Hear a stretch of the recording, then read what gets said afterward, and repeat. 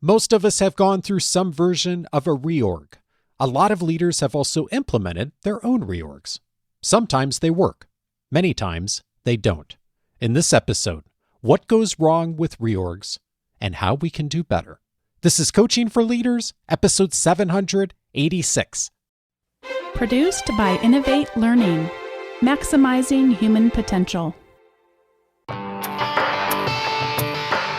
Greetings to you from Orange County, California. This is Coaching for Leaders, and I'm your host, Dave Stachowiak. Leaders aren't born, they're made. And this weekly show helps leaders thrive at key inflection points. An inflection point that comes up all the time in organizations is the reorg.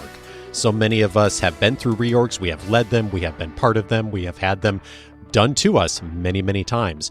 And the reorg is one of those things that we love to hate. Some organizations do it really well, some organizations not so much. And yet, we don't often think about the big picture behind reorgs. Today, what tends to go wrong, and also how we can do just a bit better. I'm so pleased to welcome Phil Le-Brun to the show. He's an executive in residence at Amazon Web Services and a former corporate VP and international CIO at the McDonald's Corporation. He is a sought-after speaker and has been featured in the Harvard Business Review, Wall Street Journal, and The Guardian. He is the co-author, along with Jana Werner, of the Octopus Organization, a guide to thriving in a world of continuous transformation. Hi, Phil. Welcome to the show. Thank you for having me, Dave. We're going to start with the Wizard of Oz, because where else would we start? And there's a beautiful analogy you and Jana make in the book of the Tin Man versus the octopus, which of course is the title of the book. I'm wondering if you could you share your thinking behind that distinction and why those two very, very different characters highlight so much of how you think about organizations? Well, for your listeners who remember the Tin Man, he was a heartless, soulless creature, mechanical rust bucket. And that's probably a poor description of a lot of organizations. But if you think about how many organizations developed in the 19th century, earlier 20th century, it was all about predictability, about compliance, reducing variability, treating workers as interchangeable components. And it was really a factory model, running organizations as if they were factories or mechanical constructs. That worked if we were producing 1,000 nails an hour or 100 cars an hour, where we actually knew the patterns to replicate. It's a bit like changing a wheel on a bicycle. You take the old one off, you put the new one on. Yeah. But that simply isn't how organizations work today, particularly in an environment which is volatile, ambiguous, where we don't even quite know what problems to solve, let alone how to go about them. And the octopus, we just found, was this beautiful metaphor. It was a biological metaphor for organizations, and we believe it better reflects how organizations really work. If you think about an octopus, 2/3 of its neurons are actually in its arms. So it has shared vision, shared clarity through a central brain, but each of the arms can act independently. It grows up without parents. It has to discover the environment it's operating in. It's innately curious. It learns very quickly through doing. It doesn't have protective armor. It relies on its adaptability and agility to be resilient. And finally, it can even reprogram its RNA. So as it moves from hot water to cold water or vice versa, it can adapt to the environment it operates in. We just found that a beautiful metaphor for how I think we want most of our organizations to operate today. Indeed. It is a fabulous metaphor for the world as we find it today that's so different from the world of a generation ago that you described, with the predictability and the interchangeable parts. And that is where I'm thinking about reorgs, because speaking of what we tend to do traditionally in a lot of organizations, reorgs are one of those things that maybe not so much for leaders, but for a lot of individual contributors and employees inside organizations, they hear the word reorg and they tend to roll their eyes at it. And I think a lot of us, even from the leadership standpoint, do too. And there's a wonderful line in the book where you highlight a fictional leader who says, I've heard clearly from you that previous reorgs have been disruptive, just like last leader said, and this reorganization will be the last one needed. We've all heard that lie before, right? And Oh, yes. people mean it well, I think, most of the time when they say it, but it so often reorgs just are the things that not only do we roll our eyes at, but they don't go well. What is it that goes wrong with a typical reorg in a lot of places? We're simply changing the wrong thing. So if you think of an org chart is an artifact. It's an artificial construct of how your organization really operates. And there's something appealing to us humans about it. You can see which box you're in, which boxes you work with, which function you're in, the bigger box. It sort of gives you a sense of identity, but in no way does it represent how work really happens. And what we find, particularly as organizations are transforming, they're learning, they're innovating, work happens despite your organizational structure, not because of it. Work gets done horizontally across your organization, not within each of those neatly packaged silos. And it doesn't represent the social fabric. The fact that John in IT calls up Amanda in marketing, which there's no process for, it's not on the org chart, but that's how work really, really gets done. So it seems leadershipy to rewrite the org chart. But what you're actually doing is just destroying the social fabric because everyone goes into fight or flight mode. They're thinking, what's this box mean to me? Can I do the job? Is my job at risk?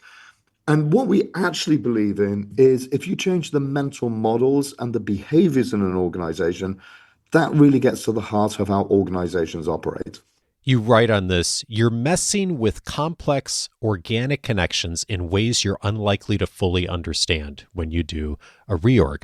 That just, we all sort of know that internally, what you just described, the organic nature of relationships. And yet, when we do a reorg, we don't typically account for that, do we? No, because I think it can be quite overwhelming. If you start to really analyze how your organization operates, which is really hard. There was an interesting, I believe it was a Harvard Business Review study done years ago that said the average manager understands about, at best, 40% of what his or her teams do. So this idea that several levels removed from how the work gets done, you're going to redesign the org chart, and only a small fraction of how your own organization operates, and it's not how it's documented in the manual. We all know that is a little bit farcical, but we fall into these patterns, don't we? Everyone else does it. We want to set up a Spotify model or a product operating model or an agile organization or pick your flavor of the month, and people reach for the recipe book. But we're not baking a cake here. It's almost the opposite. We're trying to take a fully baked cake, take all of the ingredients out, separating the flour from the cake, and then reorganizing it. You can't do that with a cake, nor can you do it with an organization. Coming back to the octopus analogy, you say that octopus leaders prioritize structural stability while building internal flexibility. That sounds really good, but what does it look like in practice? Yeah, so rather than frequent wholesale changes, which we know leads to a massive drop in productivity for a long period of time, and then often not even the improvements the leaders were looking at in the first place, you want to create a feeling of safety. People know where they are on the org chart. They know there's these different functions, but within that, create some organic adaptability, the ability to move people where the skills are needed at any points in time, the ability to form long-lived teams, for instance. So one of the things we do at Amazon is we create two pizza teams. Two pizza teams have a business outcome to achieve. They're clearly, the why and the what's behind the outcome are clearly explained, but the team itself is given agency to go and figure out how to achieve the outcome. And it's based on this principle that we hire brilliant people. As leaders, we need to help get the dependencies and the barriers out of the team's way so they can be successful, as opposed to what we normally do, which is impose even more dependencies and barriers through bureaucracy and governance. And it's all well intended, but all it does is take away agency from those teams. I've heard about the two pizza framework, and of course the thinking behind that is if you have enough people that you can't feed them with two pizzas, then that's probably too large a group of people getting involved with this. And I'm wondering, when you think about it from a standpoint of flexibility, is there something there about just smaller numbers of people moving on something quickly that helps this to work better? Yeah, there's this concept of the Dunbar number. So how many trust-based relationships can you actually build? That doesn't even apply to an organization. That's you as an individual. How many trust-based relationships can you hold at any point in time? And if you think of how most organizations operate, so if you believe, like we do, that most valuable work gets done across the organization, not within silos, how most organizations approach this is they'll have one person in each function participate part-time on a project. So let's say there's 8 people participating part-time. If you do the maths, there's 28 different connections between all those people. And those people are only working part-time, so it's really hard to build up trust-based relations. Something goes wrong, 28 different communication paths that could go wrong, and we impose more governance, more management. We actually make the problem worse instead. Mm. So within Amazon, we typically use the two pizza model. So teams that are no larger than can be fed on two American-sized pizzas. So say somewhere between 8 and 12 people. They are dedicated towards a business outcome. And that's all they do, because our ability as humans to multitask is almost non-existent, despite what we often believe of ourselves. Yeah. So give them a business outcome. Create a team that has cognitive diversity, because that's where the sparks of innovation happen, and let them get on with it. That's how work really gets done in organizations. And in doing that, allow the team the time to go through storming, norming, forming, high performing, and ideally keep that team intact for a long period of time, particularly if you're building a product which requires continual love, care, and nurturing. I can't remember who said it, but there's a quote that says the worst form of corporate vandalism is to disband high performing teams. And that's our belief, Mm. put these people together, and create a certain amount of attrition on that team, because you want new folks to come in, experience what it's like to work in the team. You want to give people on the team chances to go elsewhere. But that structural stability is really important, because you are focused on something the customer wants, and you want to keep attention on that particular product. And you want to create a lot of that you want to keep that tacit knowledge around how decisions were made within that team. You and I both work with a lot of people who have very high expectations of themselves and others and of their teams. And one of the challenges that I run into regularly in supporting leaders is helping folks who have really high expectations start small and do a little bit less tactically at the beginning. And I say that because one of the things you point out is that an Octopus organization is constantly working on smaller scale change rather than trying to do the massive reorg, the massive shift. And I'm wondering what you see in leaders who actually pull that off and make it work.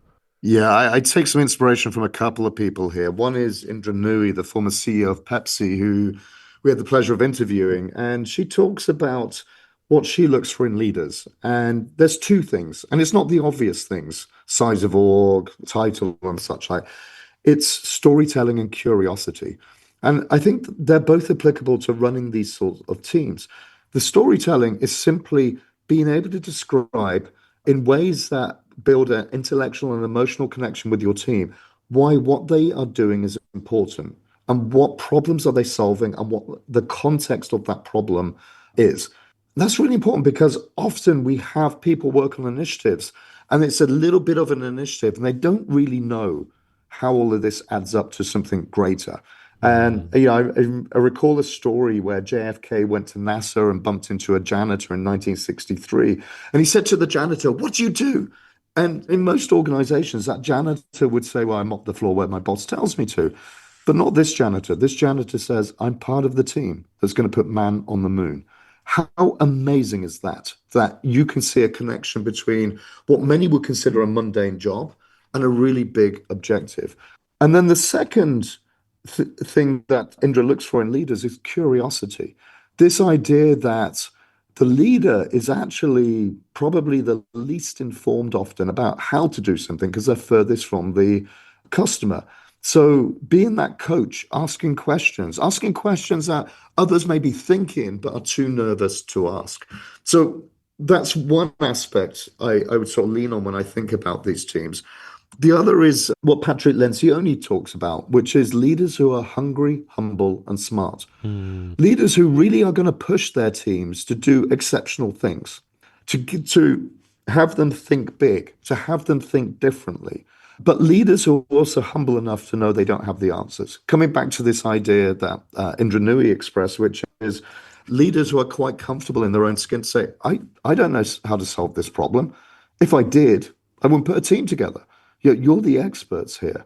And the third element is this idea of smart, high EQ, the ability to be the coach, to create an environment where psychological safety flourishes, where people can express views, where arguments about how to solve a problem are seen as a positive thing, not this false, this consensus organizations that we often see where everyone tries to create harmony, and what you end up with is the worst sort of solution.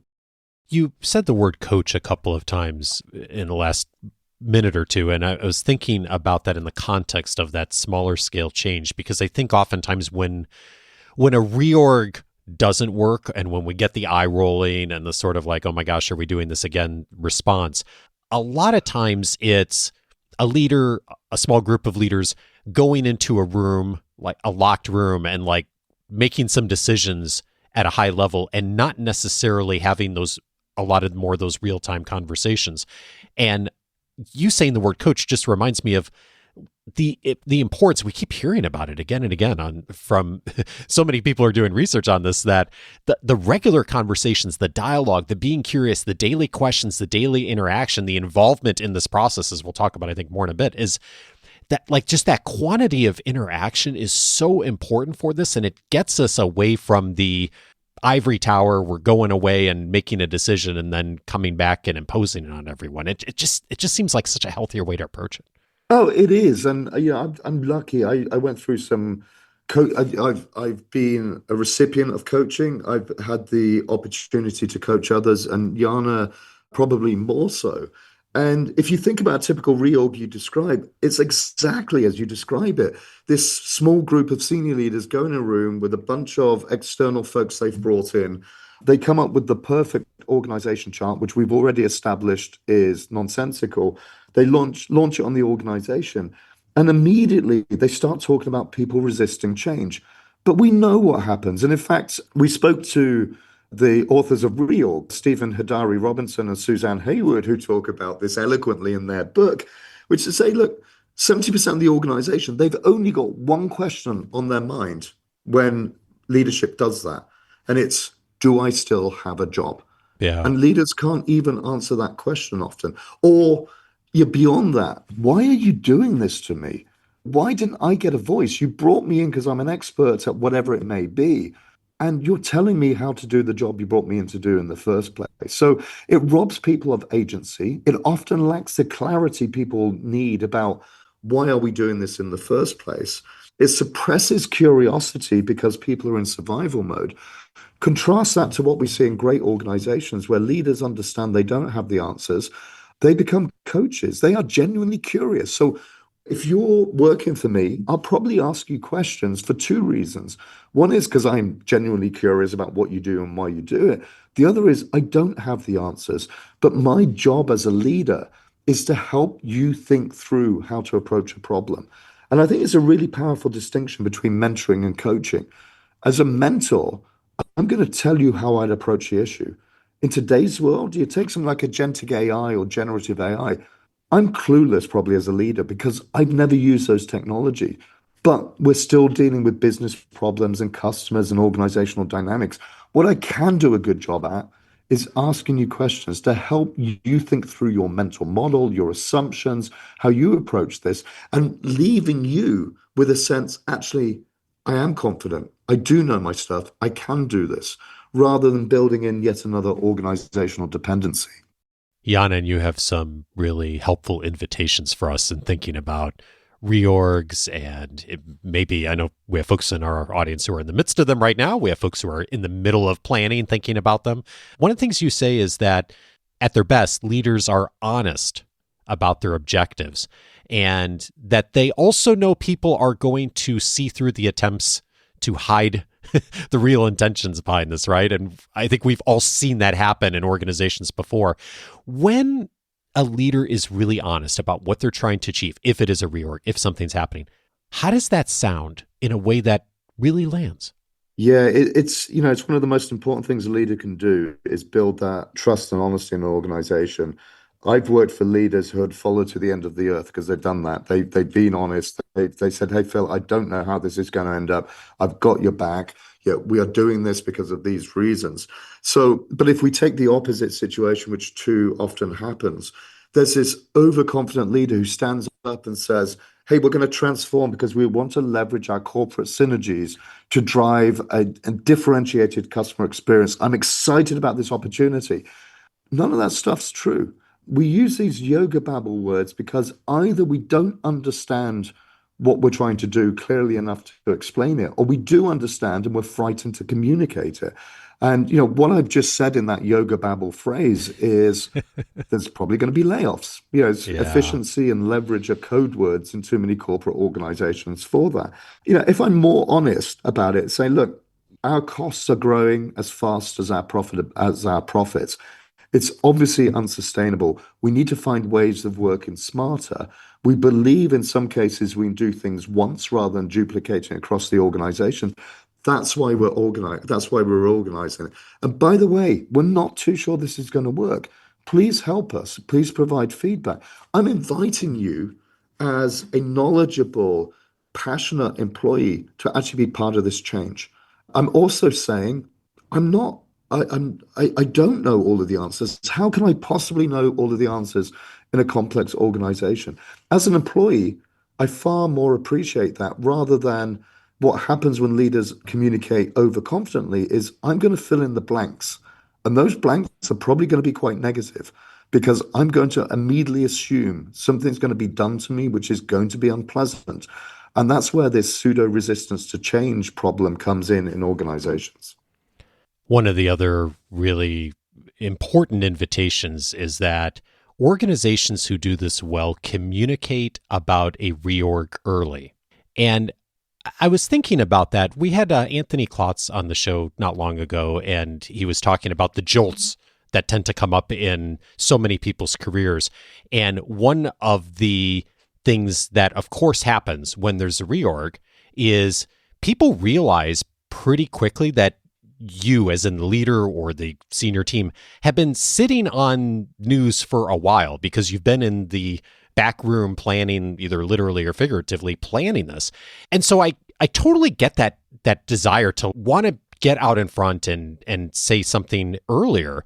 The challenge is that it's often not fully baked. And I'm wondering, how do you thread that needle of involving people early, doing the coaching things we talked about earlier, but at the same time talking about something that it could really go a different direction because it's going to change as it emerges?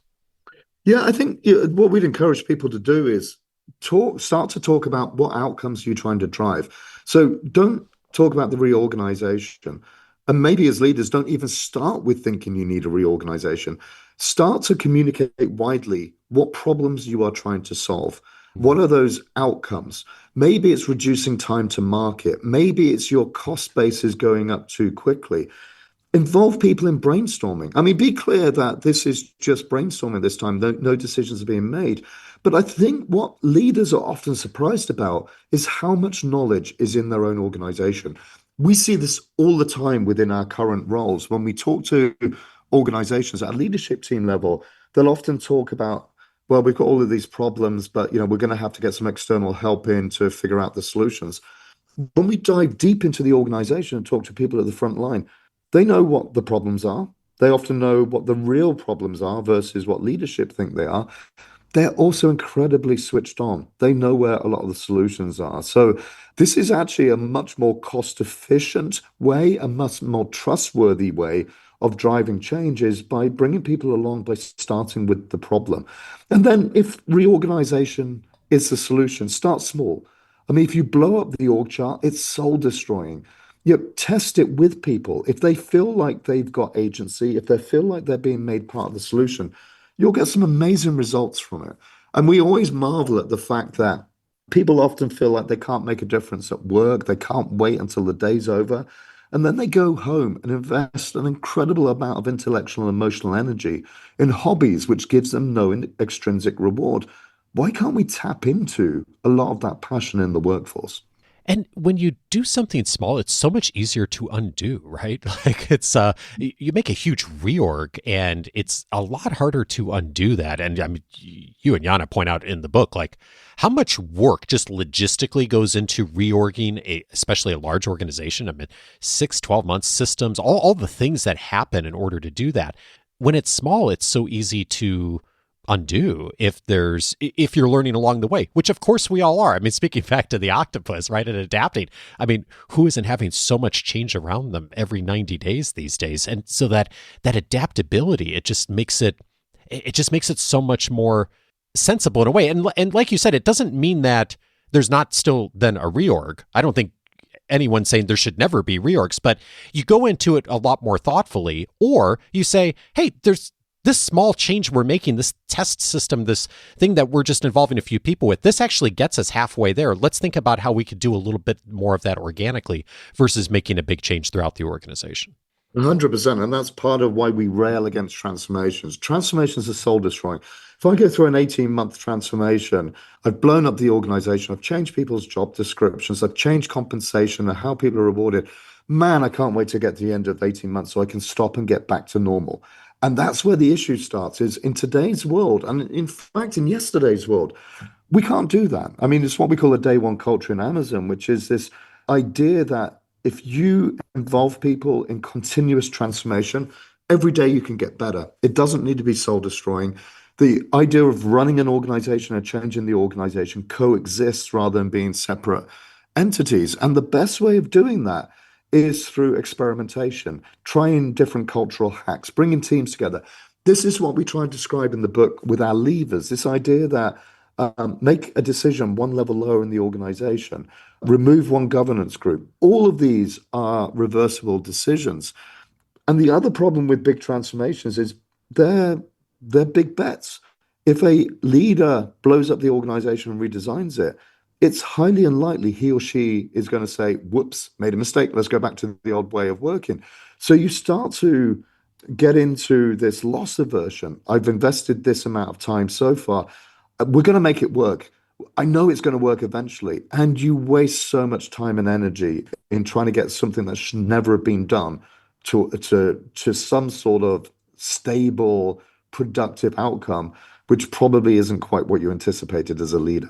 I'm thinking about a few people who I work with and who listen to the show that are on their second or third major reorg in the last 5 years because their organization has continually entered into this process. And some of those folks will hear this conversation and say, yep, I'm with you. I totally get it. This isn't the best way to do it. And yet they work for an organization that this is the way that change happens, is every time there's a change, there's a reorg. For someone who's a leader in an organization like that the cultural ecosystem around them is very much reorg, that's the way we process things. What's like one thing they may do as an individual leader just to make things a little bit better within that system? Yeah, and this is this idea that everyone can be a leader in an organization. There's often a lot of learned helplessness we find in organizations. Leadership's making me do this. You can create stability within your own organization. You can be open about what you do know. You can talk about the things that aren't going to change. We're still going to be focused on the customer. We still need to run our systems reliably. Celebrate the successes there. So rather than get everyone panicking about everything's changing, create some sort of oasis of calm within your organization and broadcast your successes too. Because you're right. I mean, it seems leadershipy to come in, do your 90-day assessment, blow up the organization because that's what every leader does. Demonstrate even through small efforts that you can produce better outcomes by not doing that, by focusing on behaviors, by focusing on mental models. not by moving arbitrary boxes on an org chart. I've yet to find many leaders out there who can genuinely point to a successful transformation which started with the org chart. It's a good starting point for us when we're staring at that org chart, thinking about what we might want to change. It looks good often on paper, but to your point earlier, it doesn't appreciate and understand so many of the organic connections that by being a little more coach-like, by being a little bit more curious, by starting small, you see, and you certainly see better than you do if you just start with the organization and how it's structured.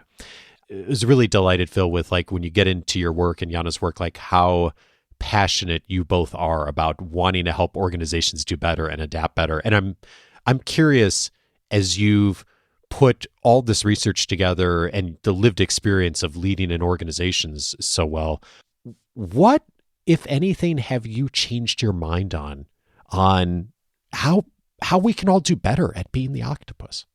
I think the thing that springs to mind, and firstly, yeah, thank you for calling out the passion. I hope that comes through because that is genuinely what motivates us. We talk as the team I work with, we talk to about 1,500 customers a year, and these organizations are full of incredible people. Often we're told, hey, we don't have enough developers. And then you look at it and you find developers spending 80% of their time in meetings or waiting for people to do things before they get back to delivering work. These are all highly intelligent leaders. It's really about changing their mindset. And one of the changes for me was many years ago, going from this idea that I, as a leader, had to have all of the answers to the personal comfort that is mission impossible. If I have all of the answers, I'm probably focused on the wrong things, and it's not practical anyway. So this idea that I have to switch mental models as a boss. Sometimes I need to be directive. If the house is on fire, I'm not going to ask for consensus about whether we should evacuate or not. If we're dealing with a really novel issue, I'm not going to be directive because I don't know what the answer is, but I can be a coach. I can be a shield for the team. I can remove dependencies. I can bring clarity to the why we're solving a particular problem. That was a big shift for me. The second one was also recognizing who my first team really was. For many years, I thought my primary responsibility was running my team. It's not. My primary responsibility is with my peers, ensuring there is clarity across the organization about what we're trying to achieve, where the barriers are, where the roadblocks are. One of the primary reasons transformations fail is we say things like we're going to be a digitally transformed organization or a customer-centric organization or a platform-based organization. And everyone nods because we don't want to feel foolish by asking questions. And we go off and decide what that means for our team, not what it means for the organization. So they're the two big changes I've been through. And it's not comfortable. When you're in an organization and you as a leader are sitting there saying, I don't actually know what the answer is, but let me help you think it through. It sort of challenges your whole initial view of what a leader is, which mine was, I was the guy with all of the answers. Phil Le-Brun is co-author of The Octopus Organization, a guide to thriving in a world of continuous transformation. Phil, thank you so much for your time. Dave, thank you for having me, and it's been delightful talking to you. The same.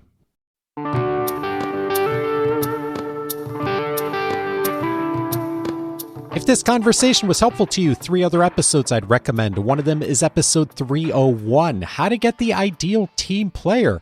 Patrick Lencioni was my guest on that episode. Pat and I talked about his model of hungry, humble, and smart. Whether it is a reorg or a new hire or other change happening and you're looking for the right person for your organization, Pat's framework, so helpful to think of. How do you actually find that ideal person and connect with them in a way that helps the organization move forward? Episode 301 for details from him on how to think about that proactively. Also recommended episode 621, How to Approach a Reorg. Claire Hughes Johnson was my guest on that episode, executive at Stripe. They've done a bunch of reorgs over the years. Many of them have been very successful. And she walked through step by step, what are the things you should be thinking about logistically as you do a reorg? I think it goes hand in hand with this conversation. Episode 621 for her thinking there. And then finally, I'd recommend episode 777, How to Help Employees Handle handle tough moments. Anthony Klotz was my guest on that episode. And even when a reorg is for all the right reasons and done well and no one's losing a position, it is still tough. It's change for everyone. And we talked in episode 777 how to help people navigate that. How do you help employees handle those tough moments, not only in reorgs, but any kind of situation that you see coming as a leader that's going to be tough. And sometimes we don't see those situations coming, but one thing Anthony and I talked about in that conversation is that actually a lot of the times we can anticipate things that are going to land poorly with our teams. And by being proactive, there's a ton we can do to make that go better for everyone. Again, episode 777 for that. All those episodes you can find on the coachingforleaders.com website. And I'm inviting you to set up your free membership at coachingforleaders.com because you'll have full access to the entire library of episodes that I've aired since 2011. Of course, you can get all the episodes from the entire catalog on any of the podcast apps, but we have gone a step beyond that on the website to make them searchable by topic so that you can find what you're looking for. We're filing this episode under organizational change. We have had so many related conversations on org change over the years. It's a great starting point for you if you are in the midst of thinking about that right now or planning a reorg or handling any other aspect of change. And of course, so many of us are in many ways. coachingforleaders.com to set that up. You also get access to my weekly Focus 5 message. Every single week, I send out a message with 5 things that I think will be helpful to you. Recently, I wrote a message on 5 strategy ideas that have come from the podcast in recent years that I think you should know that are helpful for almost every leader. Every week, I'm writing a message like that. 5 things, very quick, will give you something actionable that'll help you to move forward. Your free membership's the way to set that up, coachingforleaders.com for that. Coaching for Leaders is edited by Andrew Kroger. Next Monday, I'm glad to welcome Chris Duffy to the show. Chris and I are going to be talking about better leadership through humor. Join me for that chat with him, and see you back next Monday.